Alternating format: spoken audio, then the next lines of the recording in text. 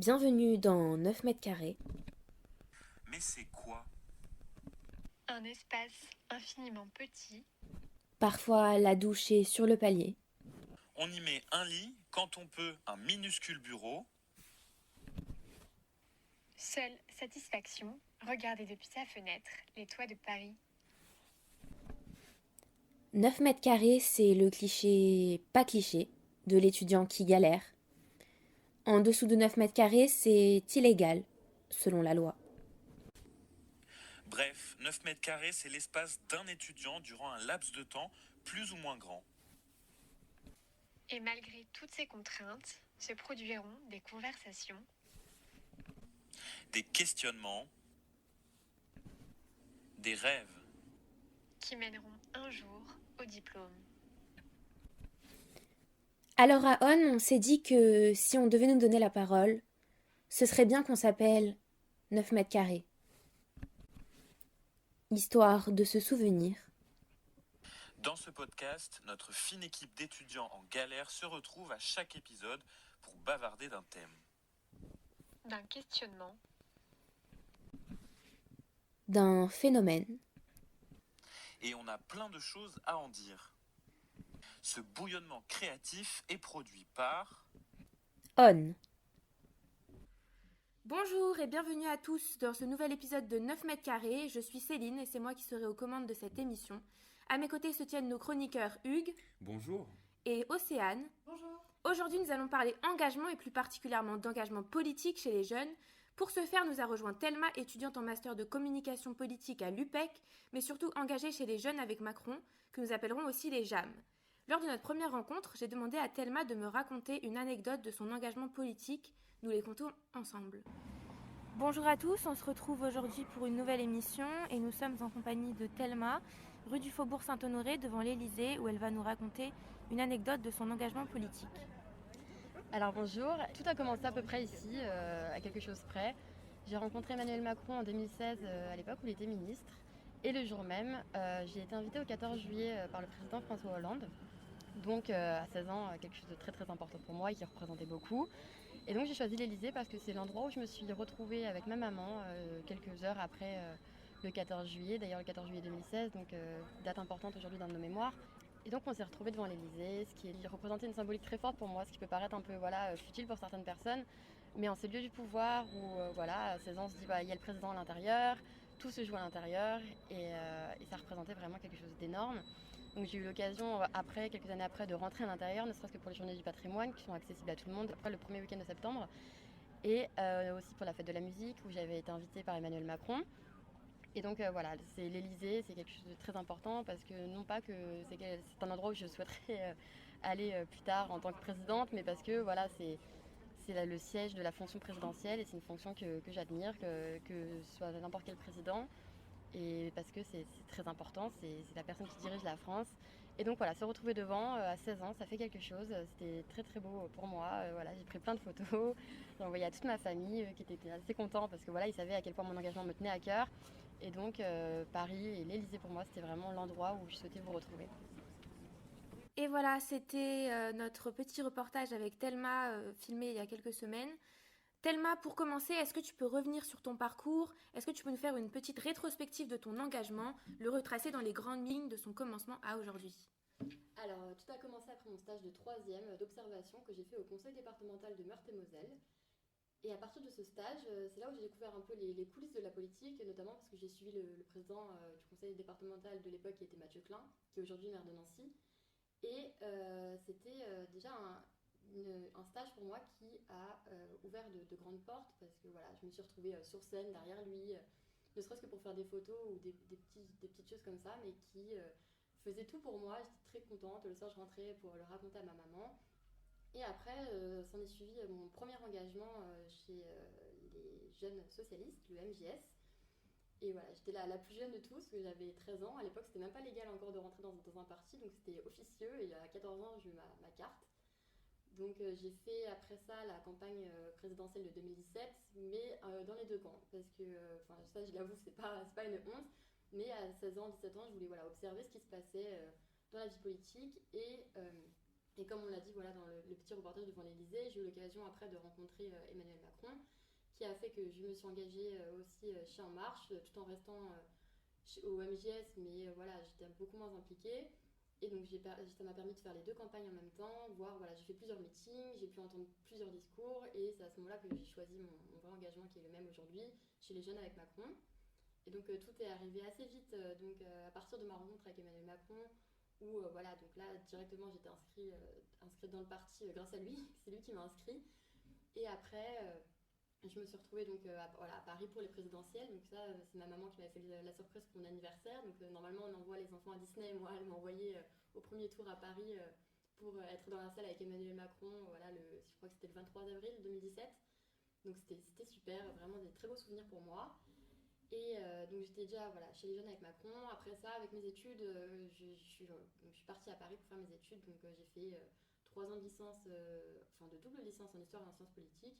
Donc j'avais un peu arrêté le côté militant parce que j'avais pas vraiment le temps et surtout à Paris, je ne m'étais pas vraiment installée. Et c'est l'année dernière, il y a à peu près un an, où j'ai recontacté les jeunes avec Macron pour vous dire que voilà, j'étais disponible, que j'avais envie de me réengager un peu plus activement. J'ai fait en parallèle mon stage à l'Assemblée nationale, donc avec un député de La République En Marche, que je remercie d'ailleurs de m'avoir pris en stage, parce que ça aussi c'était une occasion vraiment importante pour moi, voilà, d'être un peu dans les dessous de la politique et découvrir beaucoup de choses. Là c'était un stage de 2 mois, mais j'ai appris énormément. Et après ça, justement, j'ai été engagée bénévolement pour l'équipe de campagne des régionales en ville d'Île-de-France. Et j'ai passé 2 mois voilà, à faire la campagne, à faire mes premiers vrais tractages, collages, des meetings aussi. J'ai rencontré beaucoup de monde, notamment voilà, je me suis retrouvée plusieurs fois avec des ministres et tout ça. Et pour moi, c'était vraiment aussi important. Et maintenant ça me paraît même normal parce que voilà, on a de la chance chez les jeunes avec Macron d'être en contact avec la majorité présidentielle, ce qui fait que on est souvent invité avec eux, etc. Et donc, je suis passée à la communication chez les jeunes avec Macron, et voilà, au fur et à mesure, j'ai pris mes marques. D'accord, très bien. Et aujourd'hui, tu peux nous parler de ton engagement, parce que tu m'as confié en off qu'il y avait un événement tout à l'heure. Oui, c'est ça. Alors, en ce moment, c'est très tractage, collage, apéro, on appelle ça comme ça. Donc, on tracte en groupe, voilà, on mélange un peu des fois les jeunes avec Macron avec En Marche, donc on est souvent plusieurs, en moyenne une vingtaine. Donc on tracte, on discute beaucoup avec les Parisiens et c'est super intéressant parce que voilà, des fois c'est un peu virulent, mais on apprend aussi à gérer, ça forge un peu l'ego aussi de se prendre certaines remarques, mais c'est très intéressant parce qu'on approfondit voilà, la politique et ça nous apprend aussi beaucoup je pense. Et voilà, là je rentre aussi, là c'est officieux à ce moment-là, mais ce sera officiel quand le podcast va sortir, mais j'ai été nommée responsable de la communication des Jeunes avec Macron de Paris. Donc ça aussi, encore une nouvelle étape, je suis très contente. Je suis aussi rentrée à l'équipe presse chez En Marche pour la campagne présidentielle, en attendant qu'un futur candidat se déclare. Le suspense est insoutenable. et voilà, donc là c'est l'engagement au jour d'aujourd'hui. Et voilà, là on fait le podcast et dans 1 heure je suis en tractage avec les jeunes avec Macron. Très bien, merci. Est-ce que tu peux nous expliquer quelle place les JAM prennent dans ta vie ? Est-ce que c'est difficile de l'allier avec la vie privée et les études ?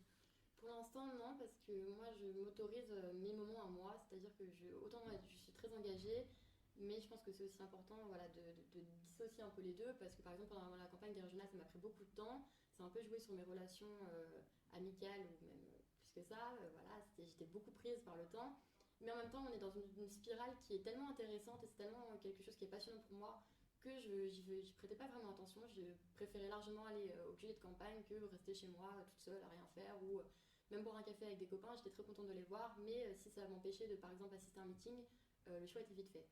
En l'occurrence, au jour d'aujourd'hui, je fais très attention quand même à ce temps que je me réserve. Voilà, je prends quand même du temps pour ma famille, pour mes amis. Là, en plus, en ce moment, la campagne, ça va, c'est pas encore trop dur, donc je fais très attention, et surtout, j'ai appris à m'organiser, ce qui est nouveau. Et que penses-tu de l'engagement politique chez les jeunes aujourd'hui ? Est-ce que tu penses que le chemin militant a vraiment une place dans l'orientation politique des jeunes ? Je pense que c'est super important et ça j'ai l'impression qu'on le voit beaucoup, enfin moi en tout cas je le vois beaucoup de mon point de vue parce que forcément on a tendance à rencontrer souvent, on les rencontre pas volontairement forcément, mais on voit beaucoup, on est en contact avec les autres mouvements de jeunesse et en fait on ne se rend pas compte mais il y a quand même énormément de monde, énormément de jeunes et c'est aussi comme ça qu'on fait aussi des tractages devant ma fac qui est l'UPEC et voilà on a l'occasion de discuter beaucoup avec les jeunes autant certains ne sont pas du tout politisés, autant certains le sont et ils ne savent pas trop comment s'engager, donc on peut les rediriger, pas forcément vers notre parti, mais juste leur dire, bah voilà, tu peux aller sur ce site, tu peux consulter les programmes et bien d'autres. Et donc, en l'occurrence, je pense que c'est très important que la voix militante se fait de plus en plus entendre chez les jeunes. Et je sais que, par exemple, nous, on est beaucoup soutenus par le président de la République. Très bien. Eh bien, si on parle d'engagement militant, eh bien, on va parler du ciné sur le palier, puisque c'est au tour d'Océane d'entrer en scène et de nous propulser sur grand écran. Des molécules pour qu'on s'encule et du latex pour ton gros sexe. Et oui, pour un début de chronique, j'annonce la couleur. Vous l'aurez deviné, on va parler d'engagement pour la lutte contre le sida. Et pour cela, quoi de mieux que le film 120 battements par minute de Robin Campillo, qui avait d'ailleurs reçu le Grand Prix du Festival de Cannes en 2017, et de nombreux Césars, dont celui du meilleur film. Ça vous revient ? Bon, pas de panique, on rembobine. L'histoire, elle est inspirée de celle des militants d'ACT UP, une association de lutte contre le sida qui est née il y a maintenant plus de 30 ans et qui poursuit encore aujourd'hui ses actions. À ses débuts dans les années 90, leur engagement se concentre surtout sur la lutte contre l'indifférence générale, alors que le sida fait des ravages depuis déjà près de 10 ans. Et c'est dans ce contexte précisément de l'émergence d'ACT UP que Robin Campillo, le réalisateur, plonge ses téléspectateurs. Dès les premières minutes du film, nous voilà propulsés au beau milieu d'une RH. Alors non, rien à voir avec les ressources humaines, il s'agit d'une réunion hebdomadaire. C'est clairement le fil rouge du film, étant le lieu de décision des actions coup de poing des militants, ou coup de gueule, mais aussi coup de cœur s'en mêle, puisque c'est justement là que vont se rencontrer nos deux protagonistes, Sean et Nathan. Le premier, dans la vie, il se définit comme séropo, mais il est avant tout un militant d'ACT UP, endurci et révolté. Le second, c'est un petit nouveau dans l'assaut, à la nature davantage réservée. Bref, si vous n'avez pas vu le film, vous voyez le truc venir, spoiler, oui, il tombe amoureux. Bon, je vous passe les détails de cette histoire d'amour tragique, même si oui, les larmes, je ne vous le cache pas, ont bien coulé. Mais concentrons-nous sur notre thématique du jour, l'engagement. Déjà, ça veut dire quoi s'engager ? C'est d'abord une promesse. Elle peut être grande, faite en l'air, pour la vie ou éphémère. Elle s'inscrit dans un cadre associatif, professionnel ou intime. C'est un pacte que l'on peut conclure avec soi-même, qui nous lie à quelqu'un, ou bien qui se fait en équipe. Dans ce film, ce qu'on retient, c'est justement la mise en avant de cet investissement collectif, présent de la première à la dernière scène. Leur engagement s'illustre comme un véritable combat pour une meilleure reconnaissance médicale, politique, sociétale des réalités du sida. Ensemble, ils sont en guerre contre les entreprises pharmaceutiques, le gouvernement et cette société qui détourne le regard de cette épidémie. Homo, hétéros, malades, séronégatifs, femmes ou hommes, tous ont leurs raisons individuelles ou communes pour justifier leur engagement. Dans les lycées, c'est la pédagogie qui prend place, où des brochures et des préservatifs y sont distribués. Dans les couloirs du groupe pharmaceutique Melton Farm, c'est la désobéissance civile qui prend place à coups de faux sang aspergé. Mais l'image la plus forte de ce film, c'est ce die-in, où de nombreux militants s'allongent sur le sol, simulant ainsi leur mort aux yeux de tous. Certes unis par cette même rage face à l'indifférence entre ces actions, ils débattent, ils s'accordent et s'engueulent aussi. Et c'est cette justesse dans la réalisation ne gommant ni les fragilités ni les épreuves qui nous rappelle si justement qu'un engagement, peu importe sa forme, ce n'est pas toujours si rose. Et c'est ainsi que l'on se retrouve si bouleversé. Au clap de fin, on est ému et on s'interroge. Finalement, dans quelle quête serions-nous prêts à nous engager personnellement avec tant d'acharnement ? Je vous laisse donc méditer là-dessus. Eh bien oui, Océane, c'est sur cela qu'on va méditer. Merci pour cette chronique. Alors, on en revient à toi, Thelma. Est-ce que tu peux nous donner ton avis sur ce film dont vient de parler Océane, 120 battements par minute, est-il représentatif de l'engagement militant selon toi ? Alors oui, clairement, 120 battements par minute, c'est l'image de l'engagement militant, associatif, mais qui est fort, très très fort. C'est vrai que voilà, même si j'ai essayé de le mettre en comparaison avec mon engagement, ça n'a pas vraiment quelque chose à voir. Là, en l'occurrence, ils défendent leur vie, c'est ça qui fait que c'est tellement touchant comme film, et vraiment, il prend à cœur, donc si vous ne l'avez pas vu, je vous le conseille. Mais j'ai retrouvé quand même plusieurs détails qui font que ça peut se ressembler quand même de loin ou de près, ne serait-ce que les réunions toutes les semaines, chercher des petites actions coup de poing, même si nous, on n'ira pas asperger du sang. Mais en l'occurrence, il y a quand même des points communs sur la réflexion autour de comment médiatiser notre cause, comment se rendre visible aux yeux du public. J'ai une question un peu plus philosophique pour toi, Thelma. Est-ce que, à ton avis, il est nécessaire de se sentir concerné pour s'engager ? Parce qu'on voit dans ACT UP, il y a des gens qui ne sont pas concernés par le sida, entre guillemets, qui s'engagent. Alors pour toi, est-ce que dans la politique, c'est la même chose ? C'est vraiment philosophique pour le coup, non, mais je pense qu'on n'a pas forcément besoin de se sentir concerné pour s'engager. Je sais que pour la majorité des personnes que je connais chez les jeunes avec Macron, c'est une question de passion, surtout pour la politique, la vie publique. Mais je pense que dans certains partis, par exemple, il y a quand même un engagement qui est fort parce que les gens se sentent concernés, ne serait-ce que par exemple au pouvoir d'achat, à la reconnaissance de certaines causes.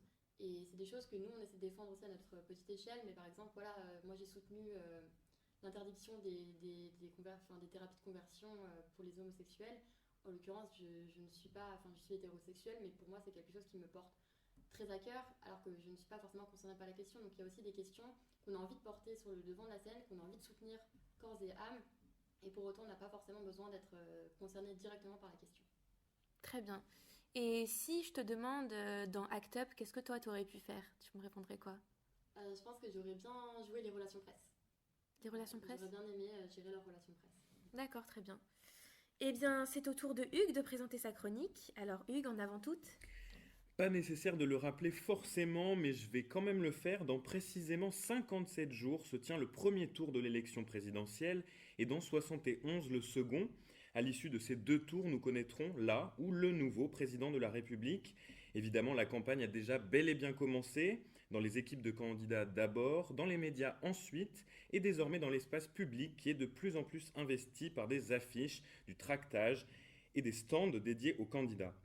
Mais qu'en est-il des jeunes? Est-ce que le jeu politique actuel les séduit toujours? Se dépolitise-t-il vraiment, comme on peut l'entendre un peu partout ces dernières années? C'est les questions posées aujourd'hui et auxquelles je vais tenter de répondre au travers de cette chronique. Alors le maître mot qui explique le discours de dépolitisation des jeunes ces derniers temps, c'est abstention. La France, comme de nombreux pays partout sur la planète, connaît un fort recul de la participation électorale chez les 18-25 ans. Manque de temps, manque d'informations, sentiment d'injustice ou encore de non-importance. De plus en plus de jeunes choisissent de s'abstenir, de ne pas y aller. En France, lors de la dernière élection présidentielle de 2017, moins de 2 jeunes sur 10 ont voté aux 2 tours, un phénomène qui se répète dans plusieurs autres pays occidentaux, comme au Canada, en Angleterre ou encore aux États-Unis. Mais alors si les jeunes semblent s'écarter du politique au sens institutionnel, c'est parce que l'engagement politique se manifeste autrement, dans les mouvements sociaux et les soulèvements populaires de ces dernières années notamment. À commencer par le printemps arabe en 2011, débuté par une jeunesse tunisienne en quête de liberté et de démocratie.